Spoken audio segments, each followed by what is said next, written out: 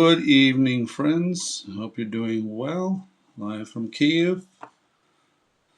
Trying to get a few things finished up here before I go crash for the night after working on a bunch of items throughout the day. And give me a minute, I'll get the comment page up so I see what's up with you guys. Hope you're doing well. And let's see here. We've got some friends already jumping in here. Let me get this thing loaded. A lot of work. As I told you yesterday, or sometime when I got up in the middle of the night or whatever, dealing with Donald Trump's garbage.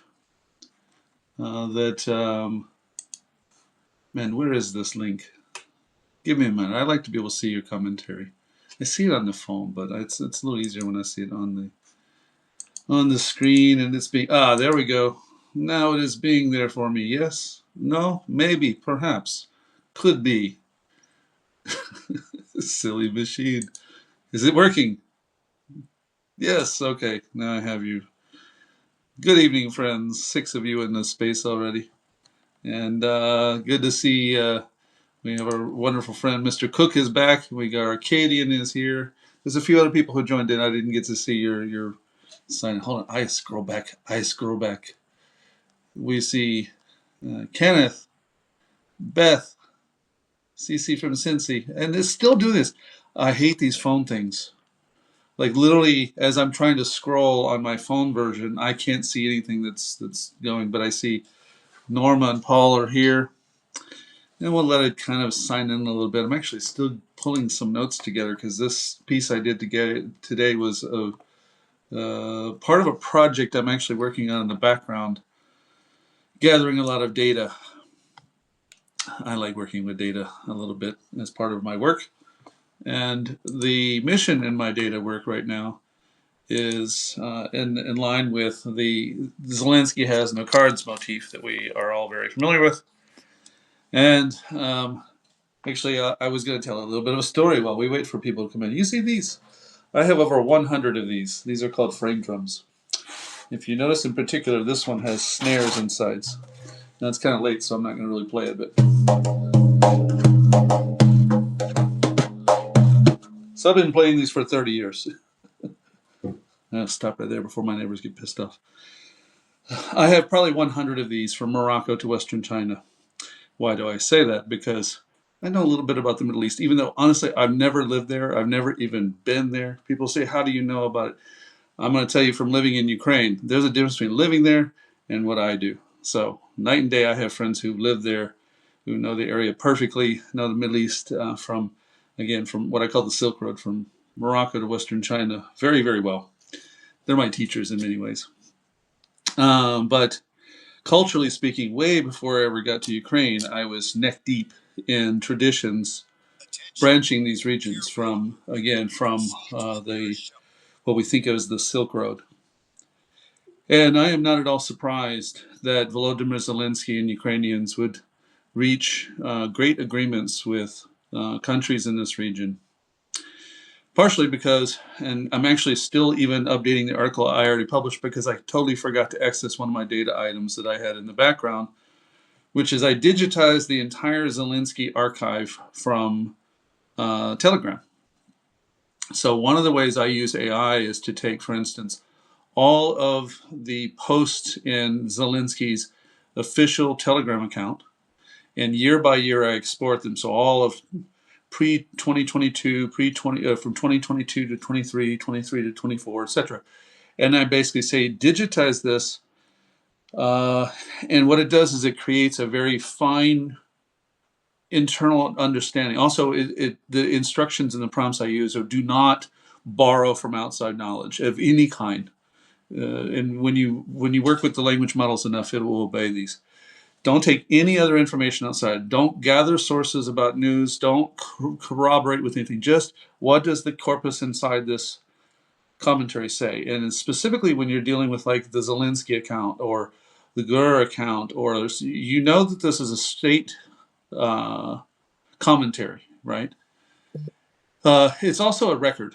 And when you get done with a certain stage, then you can do the part that's corresponding with the outside data. So let's say, again, with this model, you use all of the Zelenskyy posts, just the Zelenskyy posts, and you don't correspond it with, I have basically an 8-layer strata of resource motifs. So the top would be like what we think of as traditional institutional legacy print from New York Times, Washington Post, BBC, Guardian, etc. Resources that have proper editorial staff, historically at least. Think tanks like RUSI, Institute for Study of War, would be coming layer 2. Layer 3 is official government claims, not by state apparatus like Russians, Chinese state propaganda. Now, recognizing also when it's in that category, it is straight propaganda no matter who's publishing it. If it's BBC, if it's America, it's Canadians, whatever. Okay, fine. And you just keep going through until you get to like layer 8, which is all the Russians, MilSec, official government, etc. So I gather all these items. Now, in the case of the Zelenskyy archive, what I do is I basically distill it by segment, and then I want to know, for instance, how many diplomatic meetings did he have with Europe for security agreements that were announced? Because I read this account every day for the last 4 years, so I kind of know what's in there. How many times did you, Привет, добрый вечер, how many times did were there, hero ceremonies, things that I know he does. So I did not use that archive for most of what I had today, which is I've worked on for the last couple of weeks, because of when I see Zelenskyy going to the Middle East and offering, and we've talked about this here, I see it, researching Ukraine. If you want to join us here a little bit on this, because I see you're in the room. Those of us who pay attention to the weapons development here, the drone development, we know that really, we knew who had the cards. Plain and simply, we know who has the fucking cards. It's those who have been fighting the only near peer, or actually punching uphill, battle with daily terrorists, and everything from the original FPV and ground drones to modern interceptor drones.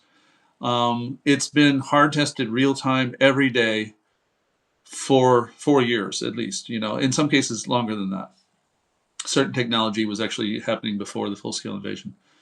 Ground deployments, for instance, for resources and extraction.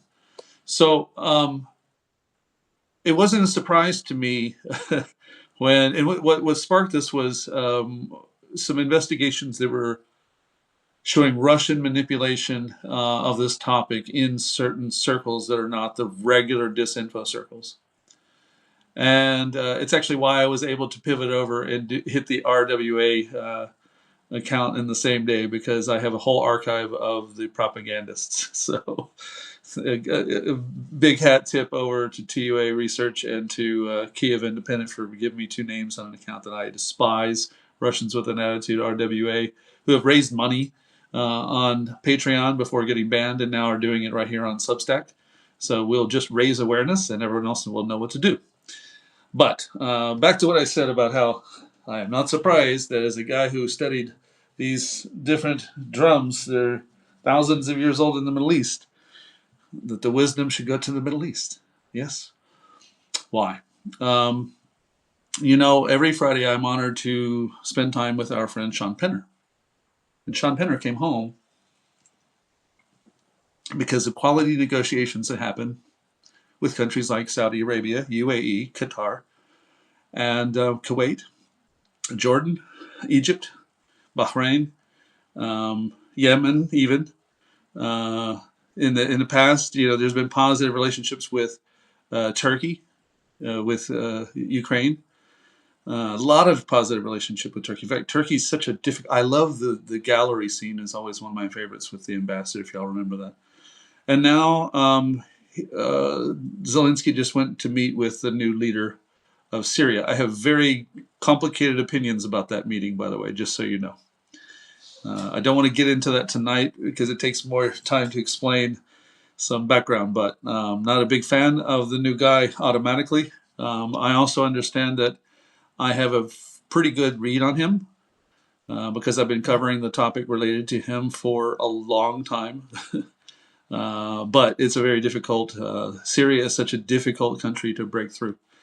But back to, again, Saudi Arabia, UAE, Qatar have worked instrumental, invaluable efforts towards helping with prisoners of war and kidnapped children. And so the negotiating power of these countries is well on display. And what is the best thing Russia can do to fuck all that up? Side with their fucking enemy.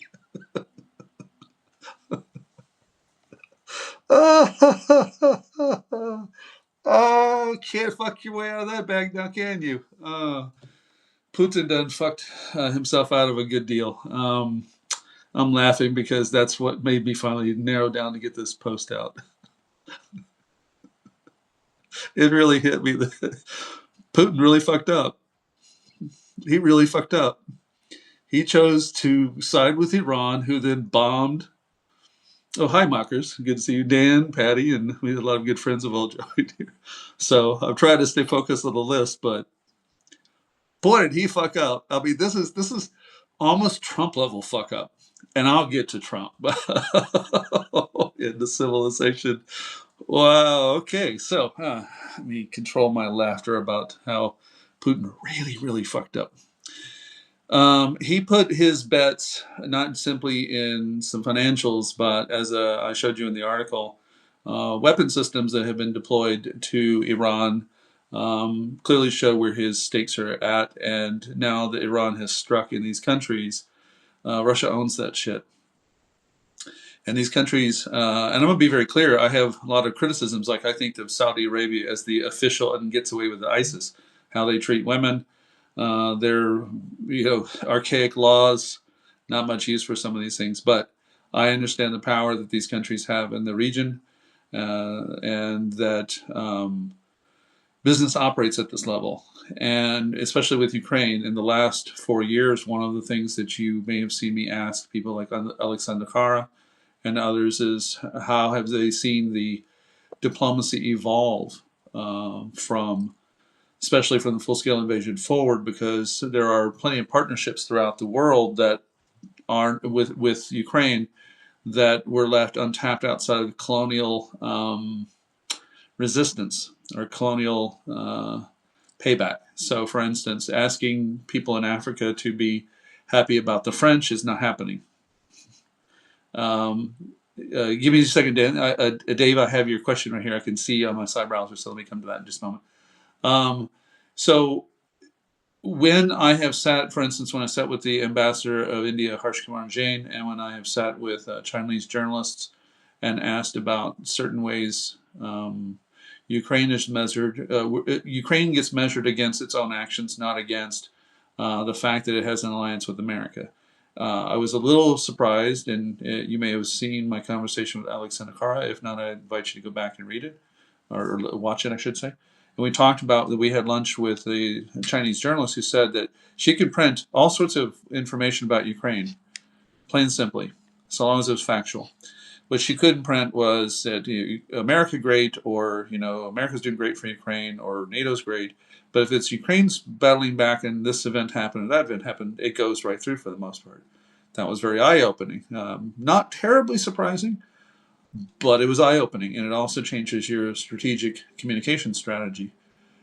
Same thing in these other countries. If there's no viable reason why there has to be a tension between the two, now the qualification for that would be, is that country in the Middle East, in Africa, as an example, or somewhere else, but I'll stick to those regions, is it beholden to Russia?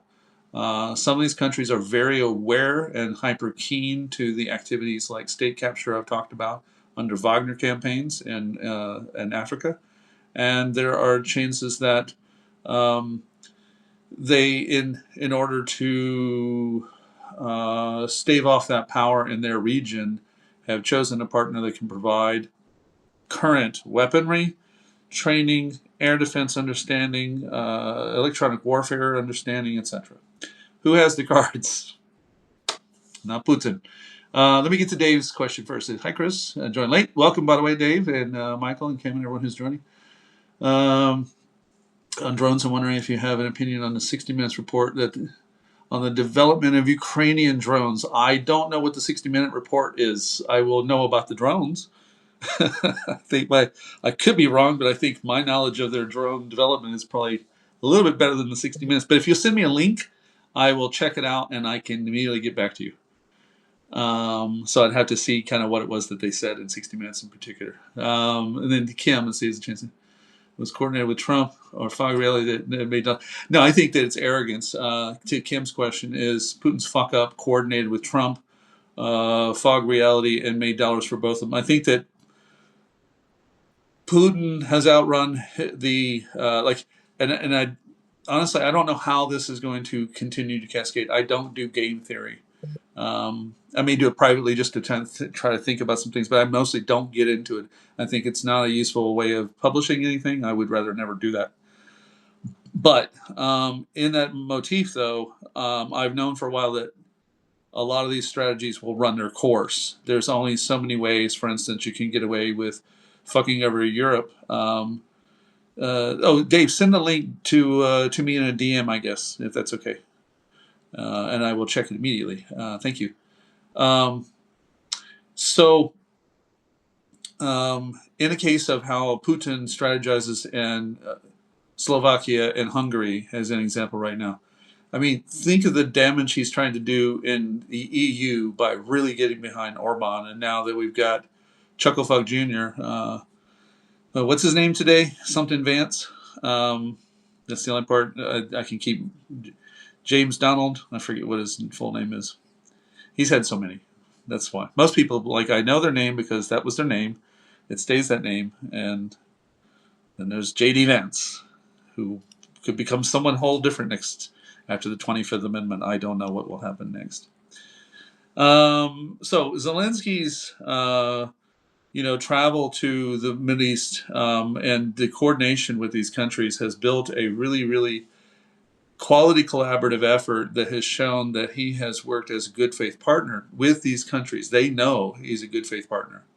That's where Russia's manipulation of Witkoff is not going to pay off because they know he's a manipulator. They're fine with that part, but they can't play that game with Turkey. Watch how the Ukrainians do this when it comes to where they want to hold negotiations and where they pull the negotiating power, okay?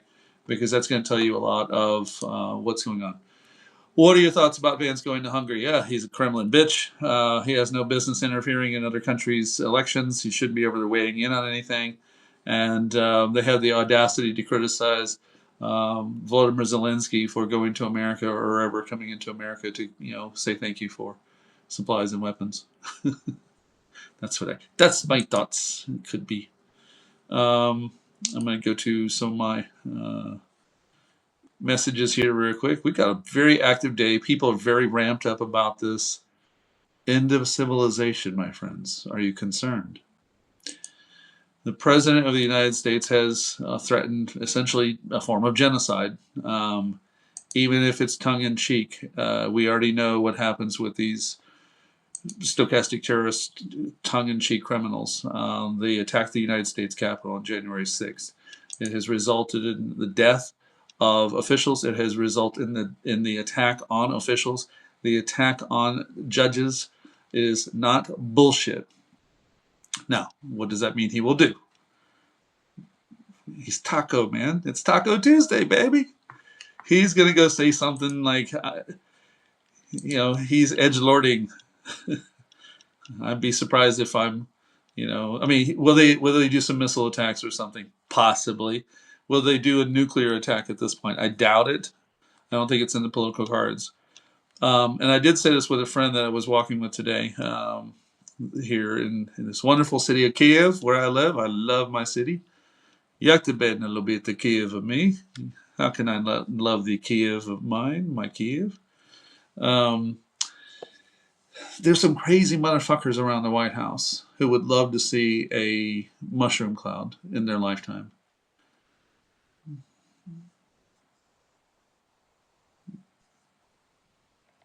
Any questions? You and I both know there are some absolute fucking end times, stark raving fucking lunatics in the White House right now, who would love to be able from somewhere see a mushroom cloud go off, launched by the mighty United States of America.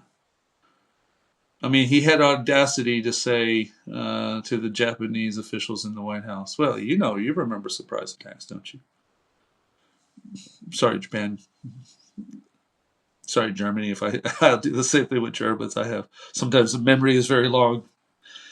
But it's so callous and so uncalculated. The man has no ability to calculate. And thank you for those who dealt with me expressing my frustration with the crazy man at 3 o'clock in the morning when I checked out on Monday for mostly not doom scrolling myself into oblivion. But I took the transcription and I went through it. Oh my God, that's a crazy fucking transcript. I had to download. Also, CNN, your YouTube is really slow. I had to download the CNN, re-upload it to my YouTube so I could get the transcription, clean it out so I could actually make sense of it. Just where it's just legible text, and it's still fucking crazy.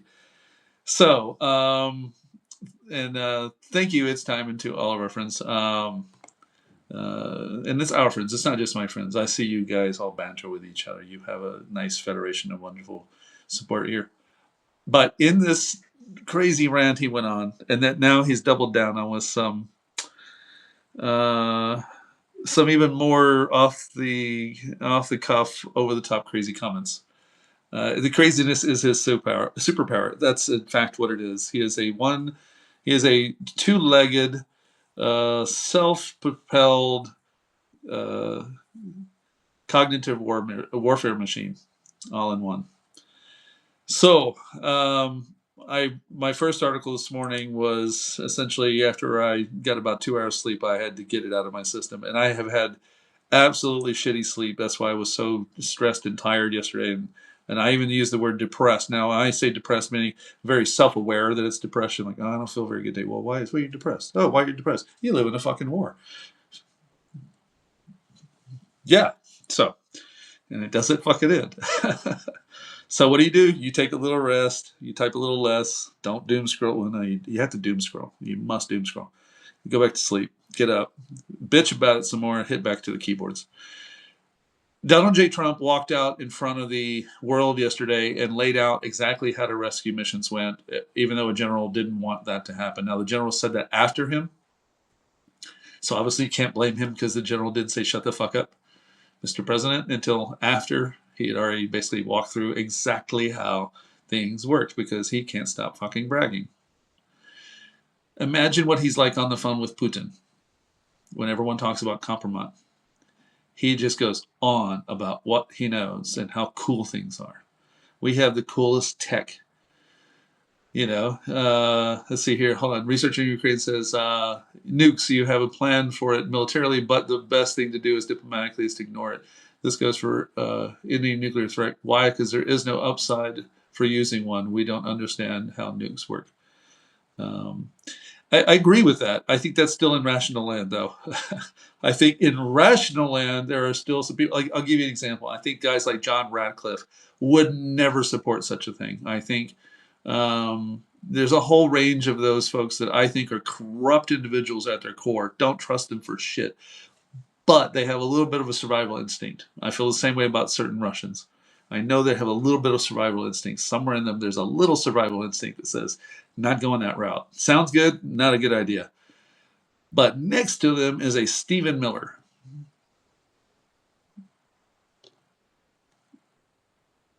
The kind that uses magnifying glass on ants and shit like that, right? Stephen, no one's ever loved him, Miller. There's someone in that batch that wants Stephen Chong. I'll use an example of someone who would love to just watch a mushroom cloud go off, especially in a Muslim country. And they've gotten rid of the ramps that say no. They've gotten rid of the various officials who say no. Because when I watched General Raisin Kane stand there like he did, and I watched the commentary from Ratcliffe and Captain Drunk Ass Pete, who fired people so much more qualified than him. Um, I still see, at least in some, like Captain Pete, is a pussy piece of garbage that no one should ever be afraid of. Like, I'm so tough. I'm so tough. I can do pull-ups. I'm gonna macho my way through your life. Biggest pussy on the fucking planet when you act like that. Not at all afraid of you. Not even a little bit. It's chicken hawk at its best. So yeah, but who's more dangerous, Stephen Miller or Jake Sullivan? Stephen Miller, actually, so far, especially by the numbers. Yes, Jake Sullivan did not unleash ice squads upon Americans. Um, and actually, right now, what's interesting is I couldn't tell you who's giving the best. Speaking of Sullivan, I couldn't give you an estimate of who's giving Trump basically national security advice. And there's a reason why I say that. Now, normally, national security advisor, like the reason why, and actually, I'd rather have researching Ukraine on camera when we do this thing about Sullivan, because in light of the Fire Sullivan routine that was going on a couple of years ago, I said if you have a problem with Sullivan, you actually have to put the problem on Biden because that's the president. So I know how the national security advisor role works, including the powerful ones, the old school guys back in the '80s, for instance, who had some oomph. Condi Rice had a little oomph in there, but mostly there's something else that's more important to what's going on there. Like with Bush, it was Cheney more than Condi Rice. Same thing in other eras. There's someone that's got more of an ear to the president, and who is that with Trump? Honestly, we don't know. We really don't know. It's not Kushner. It's not like I think Kushner he listens to on some things, but I don't think he listens to him very much. I think that's a little overblown. I don't know who his national security advisor in this, and you can name somebody. You can say, well, this is the person in the role. I won't. I won't accept that the role means anything to Donald Trump at this point. He's kind of winging it. He even flat out said he works on intuition level. What he said at that press conference yesterday was completely it's out of the ballpark compared to the previous administrations. Bush, I watched a lot of Bush's press conferences and how he sent Scotty out there and others to bullshit the machine, and it's just radically different to what's happening right now. The stammering of an older Biden at this point would be frustrating, I'm sure, but I had a woman today in a Ukrainian shop when my friend was buying stuff to go back to America.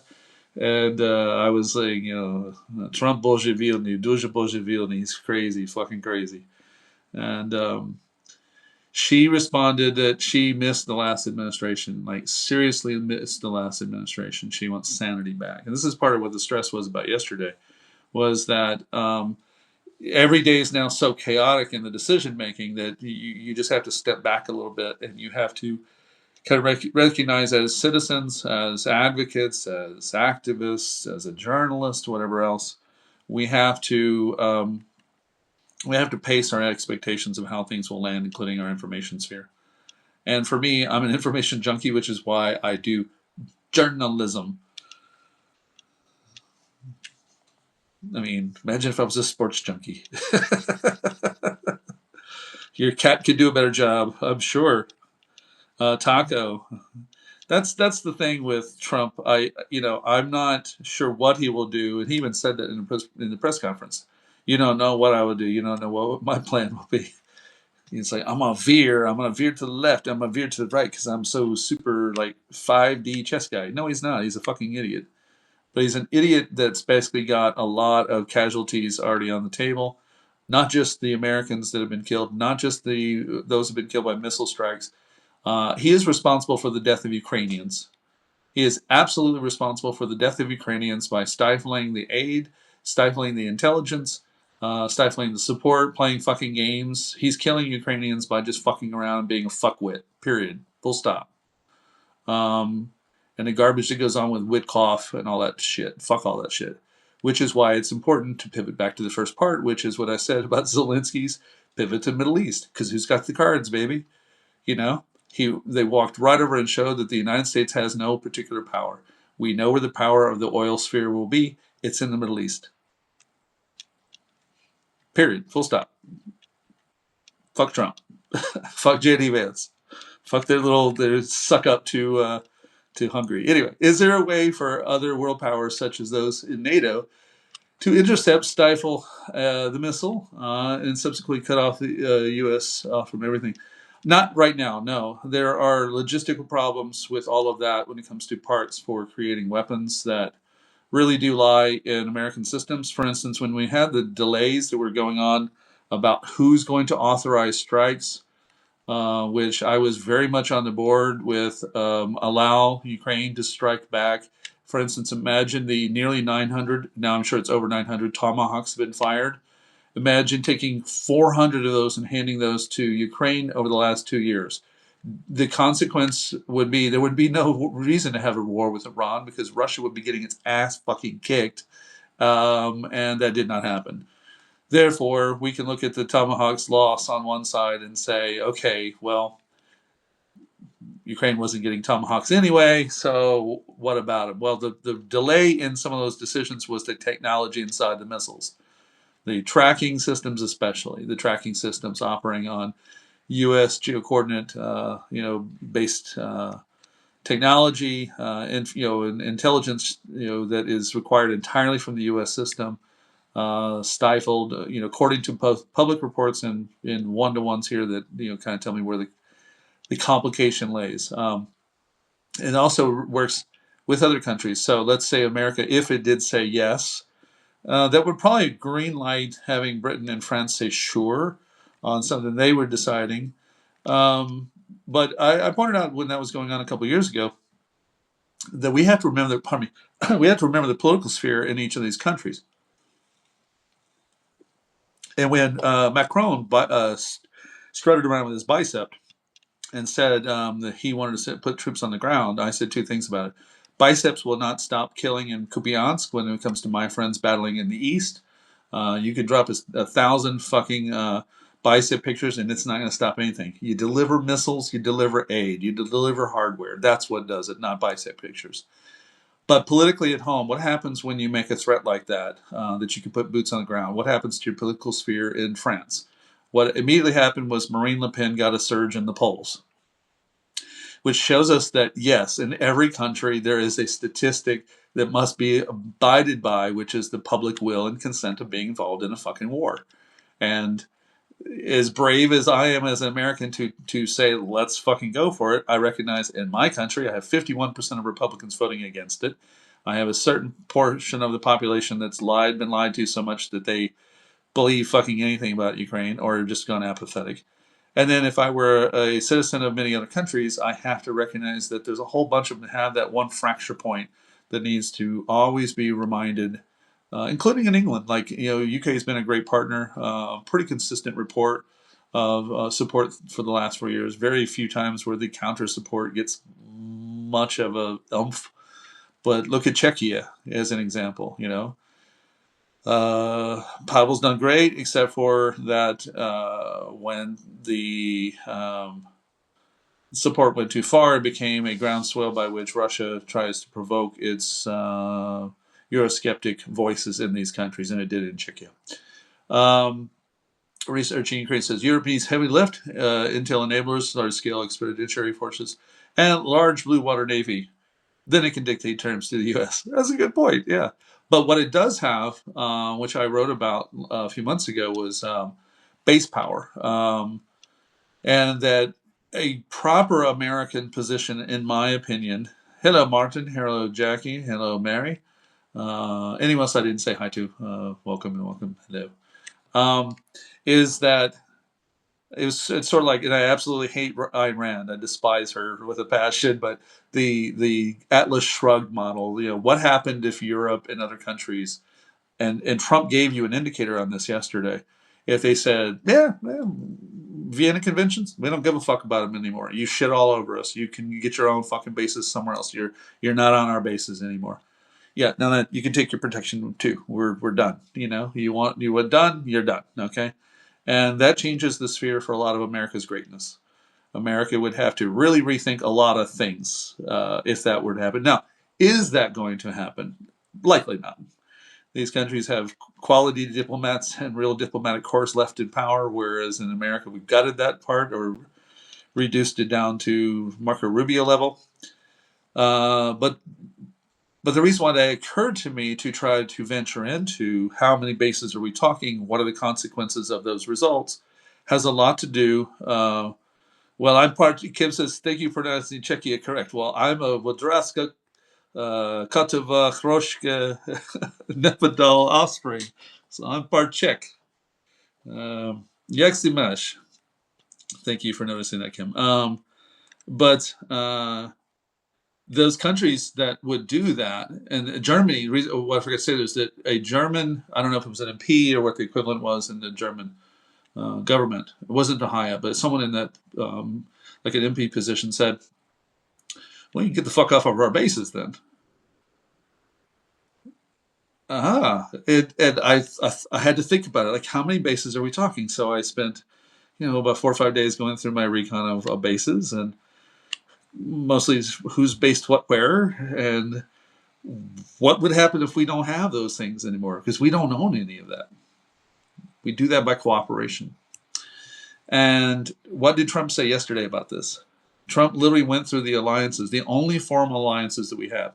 So we have NATO alliance, right? And then we have the alliance with New Zealand and Australia and Japan and South Korea. Now we have non-NATO ally status to many other countries, including Israel and Egypt and several countries like this. But when it comes to actual formal alliances, we only have NATO and alliances with Japan, New Zealand, and Australia. And they basically say, go fuck yourself to Donald Trump. How do you know? Donald Trump just told you. Flat out. He done told you. Dun, dun, dun, dun. He just got fucked over just the way Putin got fucked over in the Middle East by Zelenskyy. Dun, dun, dun. Who's got some fucking cards? Dun, dun, dun, dun.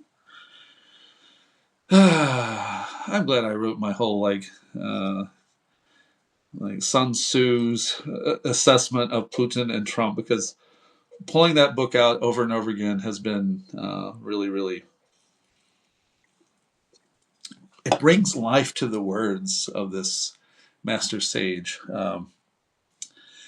Sun Yi, aka Sun Tzu, understood war. The thing that gravitated me back to him was not because the book sounds cool. It's because the book elucidated what was wrong with George Bush.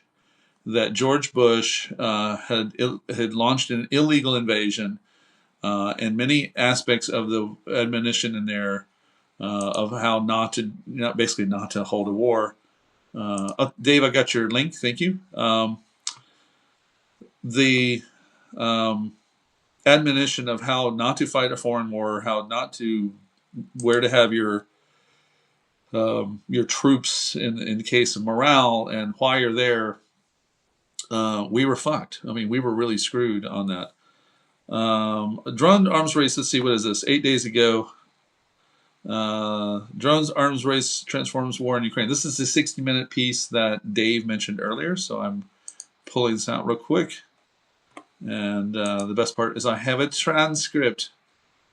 And I know this work fairly well, so I can kind of scan through some of the transcripts. Sea babies, yes. Sea drones, yes.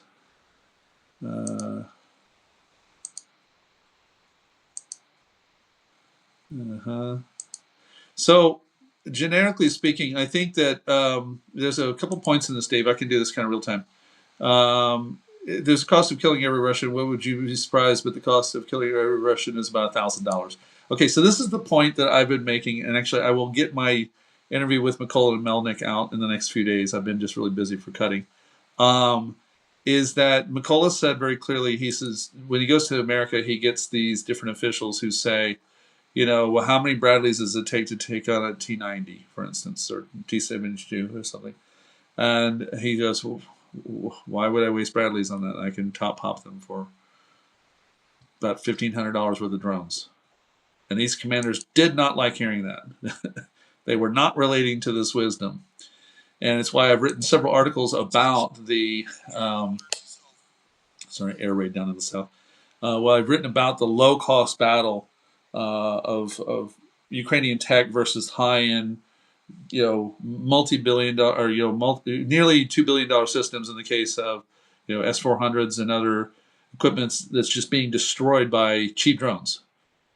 And the mission has been to do more damage to those systems with cheap drones. But the biggest offer, and I think this is sort of part of what's in your the thing you sent to me, Dave, is that we have a range of people who came from normal backgrounds who are now pivoting over and having their what they did in their basic life experience becomes sort of secondary to this new set of tech skills.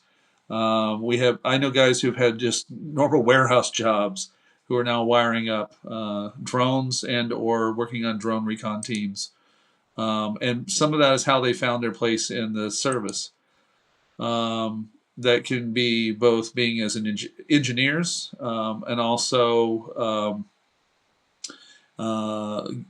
folks in between who were how do I want to say it? Like working on testing that's in a range of aspects of the service in the military. Let me give you an example. I'm trying to lock it down into something. So if you had a guy who had always been in artillery, there's a few guys we filmed in this last few months, always in artillery, never dealt with drones. They now lateral over to a drone unit, a drone heavy unit, for a few weeks to get drone work before going back to whatever their traditional MOS would be in the Ukrainian army.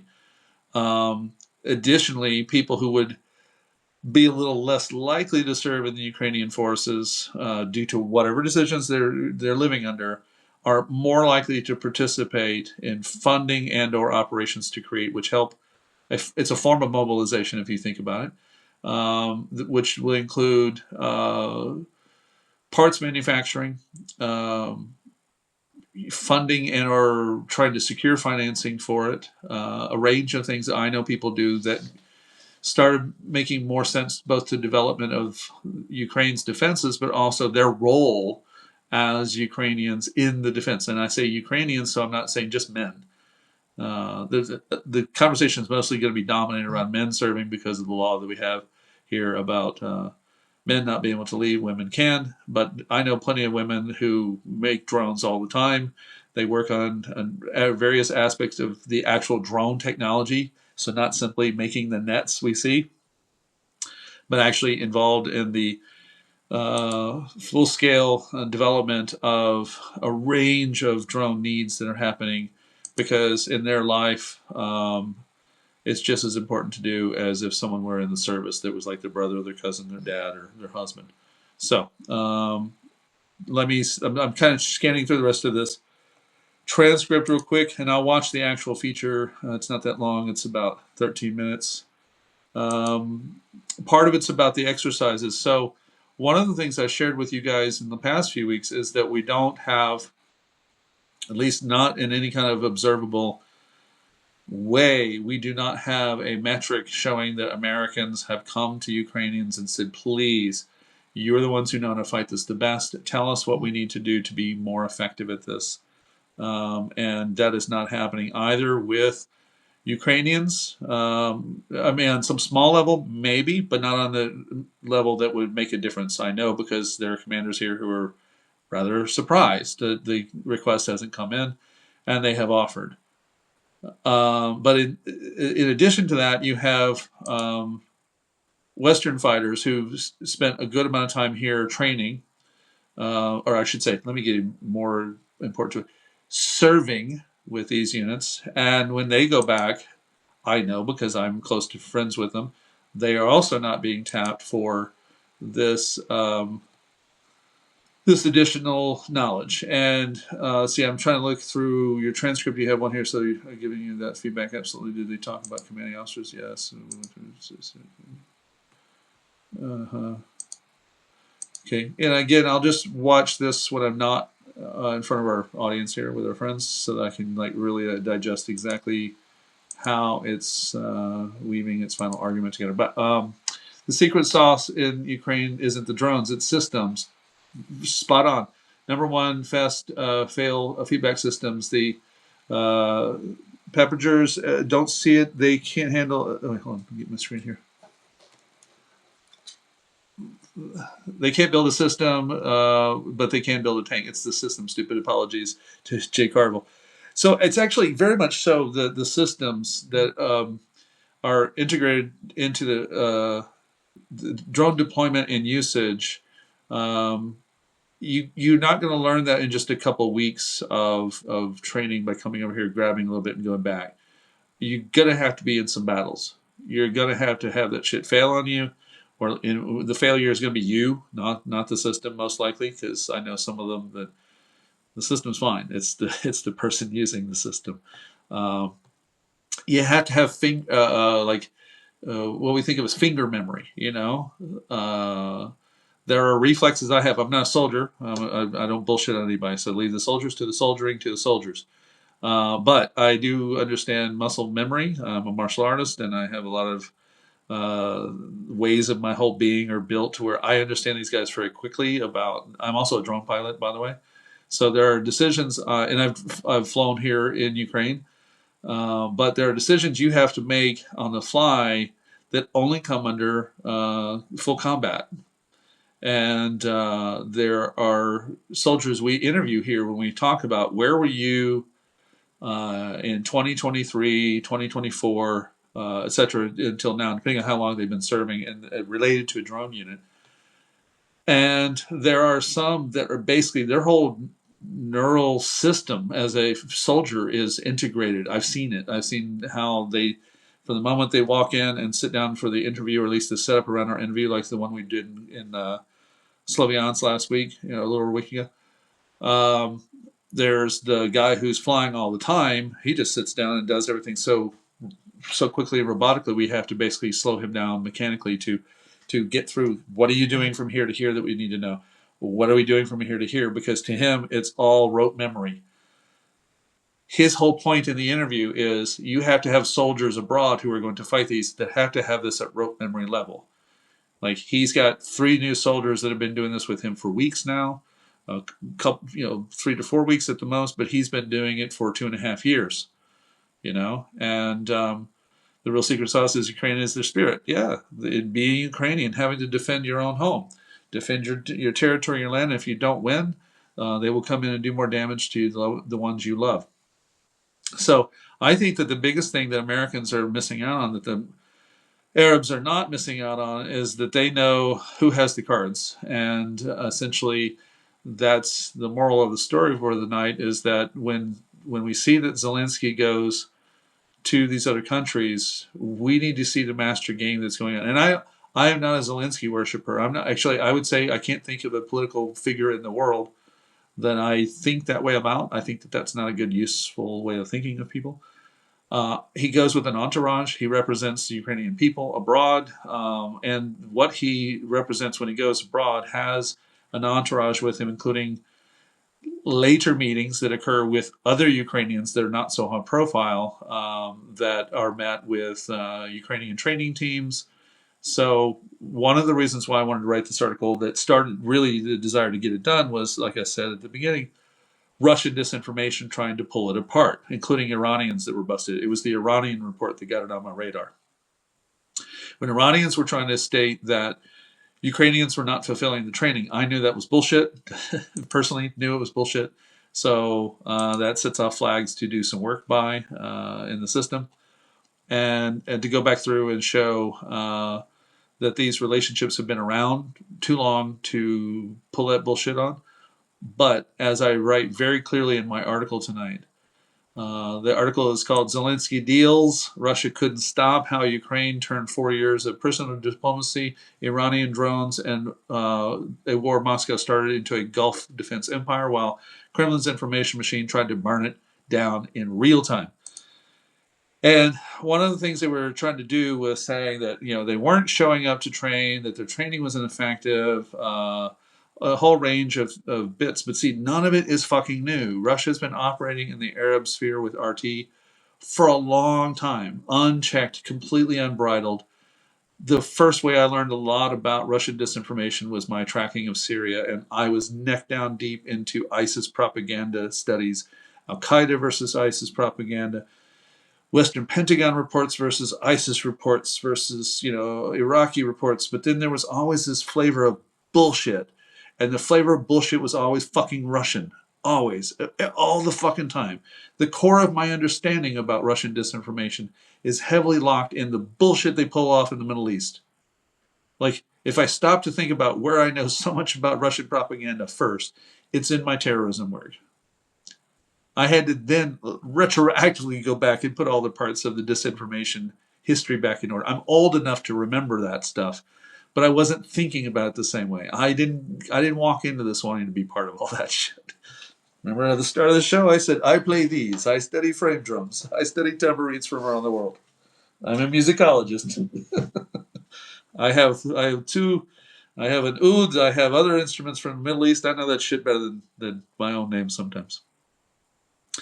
But I knew early on in studying the ISIS propaganda models that Russians were fucking around in Syria in a way with disinformation that was also feeding into, how do I put, like, the conspiratorial Arab mind.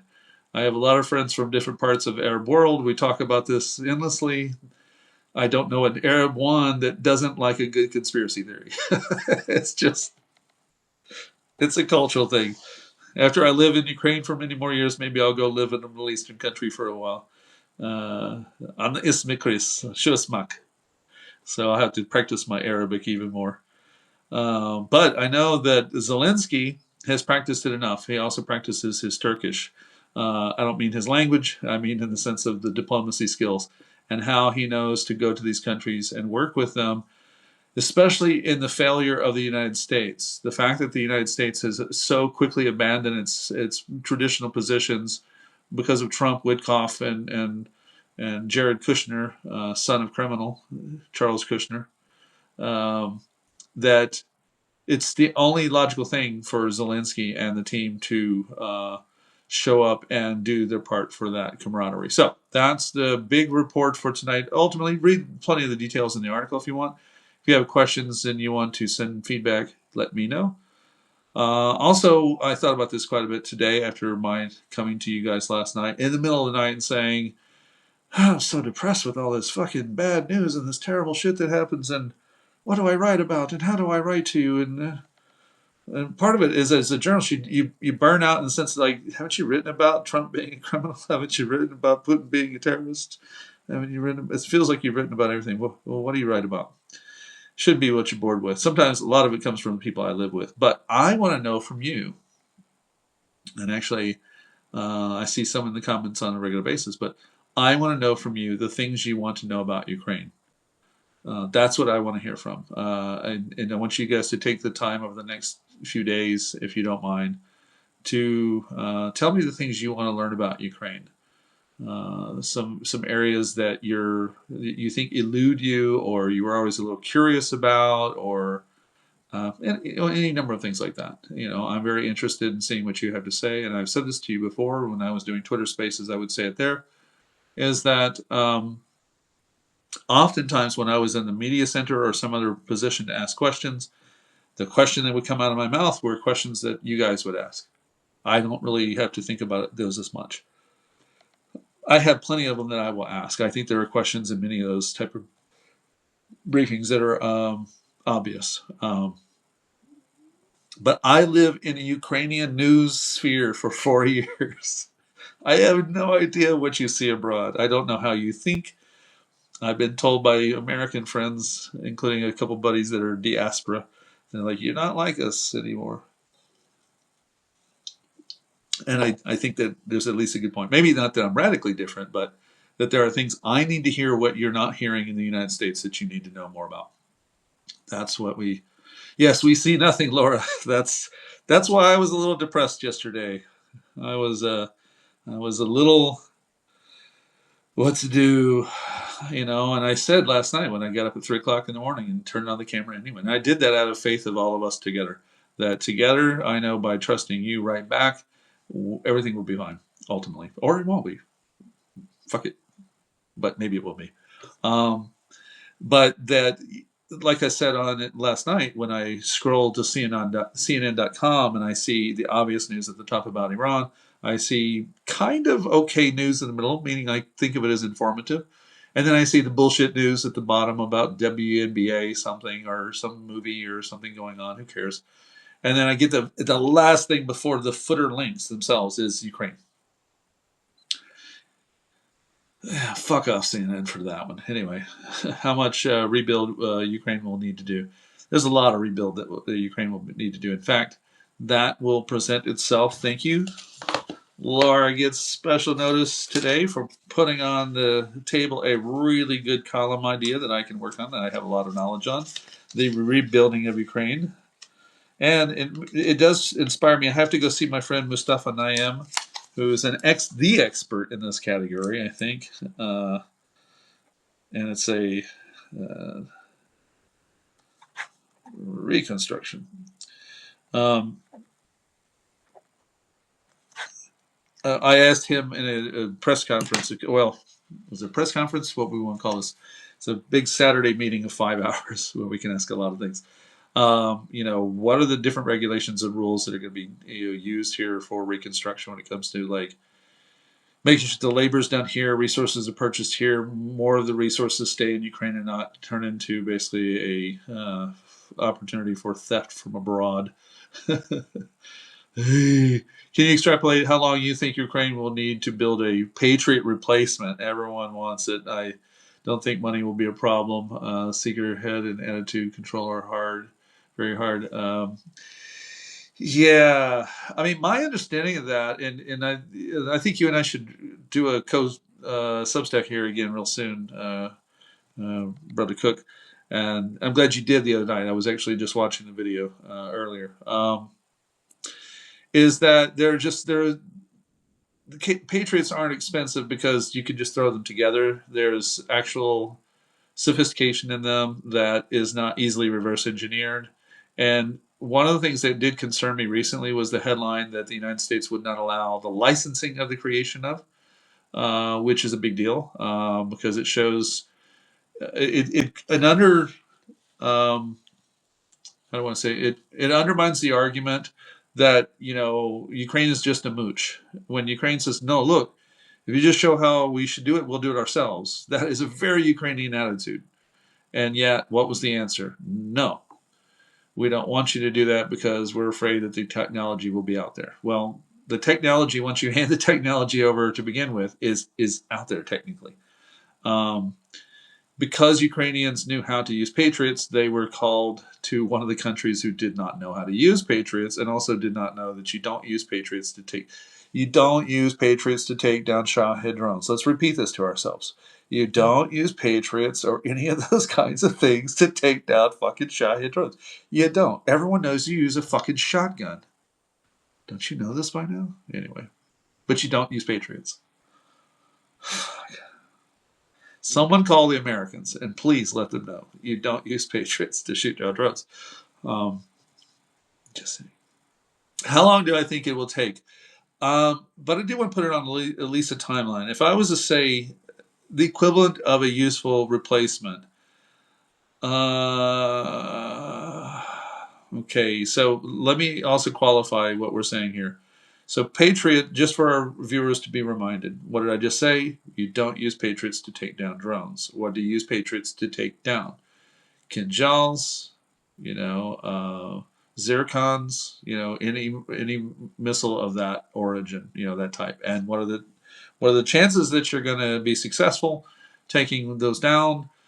It's not a perfect science. I'm sorry, but Trump doesn't know what the fuck he's talking about when he says Patriots never miss.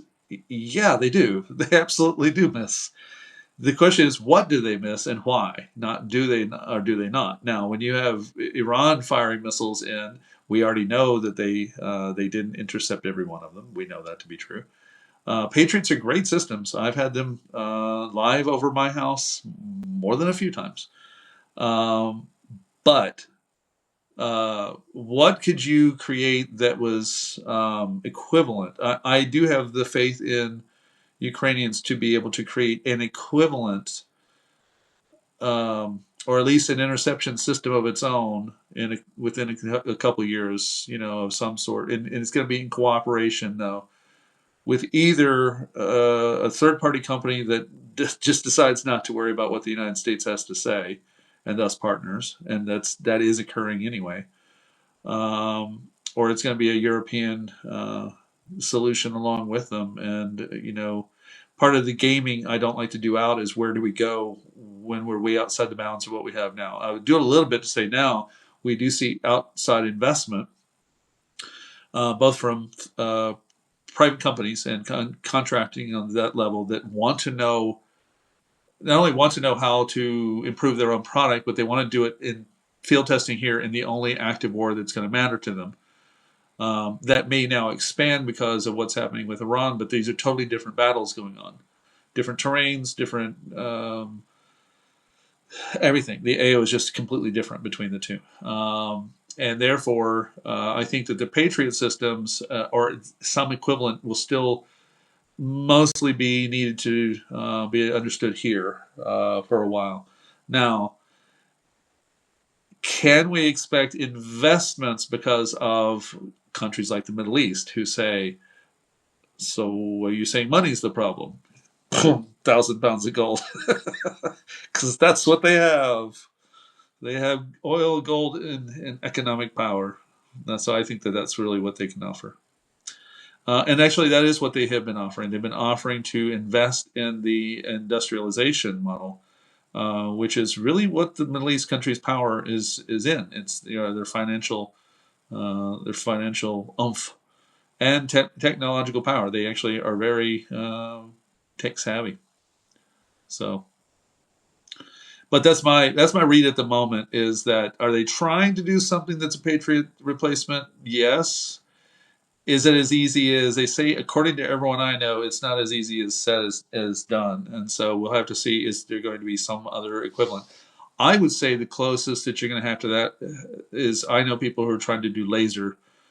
I'm watching actual developments that are happening here that way in their infancy to be able to have an effective downing of like a zircon or a kinjal, but the ability to take out drones has already been established. Use of lasers, for those who don't know, use of lasers in the East are already actively underway, for instance, in identifying fiber. It's not necessarily a smart system laser, it's scanning through the areas where they will be operative and essentially cutting the lines. But we're not far from laser turrets that are portable and other options that are currently being developed here in real time. So we'll see what happens. But that's the presentation and discussion for tonight, if you guys don't mind. And thank you for your awesome support. For those who are just friends being here, or those who are free supporters, those who are paid subscribers, all of you, thank you for doing so. We have had just a few months on here into the beginning of the 4th month, because I really didn't do this until January.